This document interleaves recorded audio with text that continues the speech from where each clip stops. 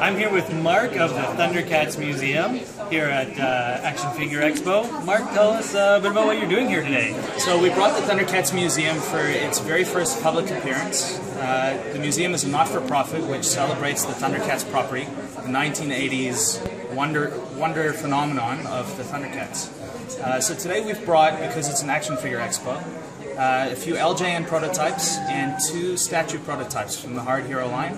What you'll see up behind us over here is the ThunderCats Product Center sign. This was actually used at the 1984 Toy Fair in New York City. So this is the original promotional poster that went up with the display of all the original ThunderCats. We thought this was a fitting sign to bring with us today as we unveil the modern ThunderCats Museum. Okay, well, in this display over here, we've brought some of the LJN prototypes from the 1980s. We have examples where they're unpainted hard copies. We also have some where we have a painted hard copy that was used by the sales guys at LJN to go and actually put the line in the hands of the retailers. And we have an example of a very rough early sculpt on Panthro as well. So in this case, we've really dedicated it to the LJN line with some very interesting pieces too. I can talk to you a little bit more about one of the highlights. This is the first time ever that we've revealed the Devil Burble.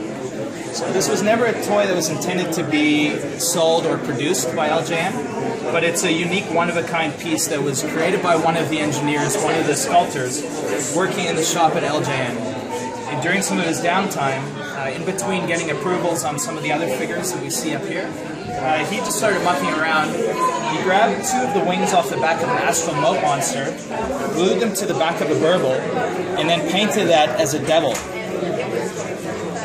So this is really an example of one of these very skilled craftsmen completely mucking around in the shop and coming up with this unique one-of-a-kind item that before today has never been seen by a ThunderCats fan.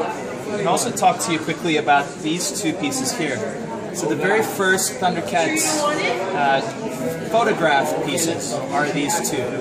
So when LJN was announcing the line, when the press release went out, and they were for the very first time telling retailers about the ThunderCats toys, this was the Lino Mummra that they made, painted, and ultimately took a photograph of.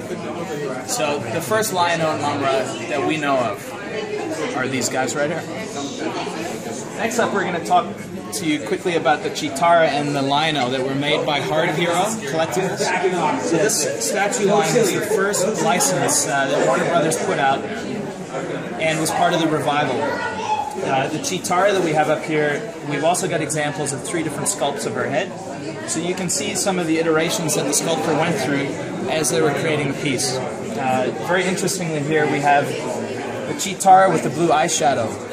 And this one is cool because it was the first version that they actually put photographs online of Cheetara, and fans absolutely hated this version of her.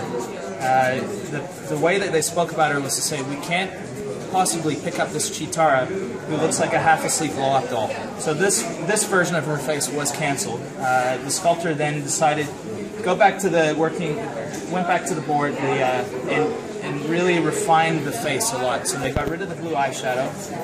They made her cheekbones a lot more prominent, and she has a more pointed chin. And this version was then deemed acceptable by fans. And the ultimate statue that went out was the Cheetara that we have here.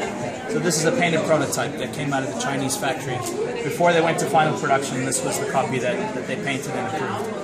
The museum is an ever-growing collection. We'd like to take this chance to thank all of our donors, including Hard Hero, Pop Culture Shock, who we're going to see their statue prototypes upcoming. The ever-expanding museum also includes over 200 animation cells from the original cartoon by Rankin and Bass. And we have a lot of very beautiful publicity artwork that we've not yet shown that you should keep an eye out for in the future.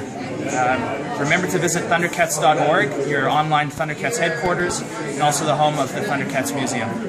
Thanks very much again for having us. Great, perfect, thank you. Thanks so much.